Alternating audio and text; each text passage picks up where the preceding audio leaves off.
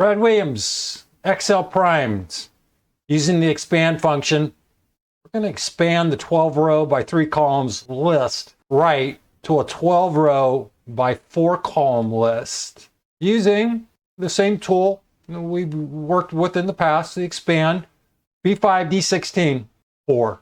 That is our current list. It goes from B5 to D16.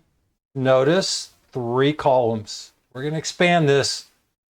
We're going to bump this over 1 column. We're going to add a year. We're going to pad it. Now this 2030 is artificial. You put that in.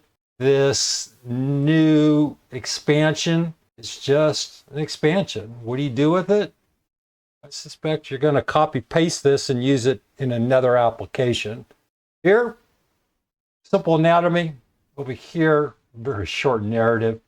We've gone over this. This is going to be practice, and that's pretty much the path we're going to take throughout this entire array tutorial and the text tutorial. A lot of repeat, so you can get an idea of working with the various arrays within Excel.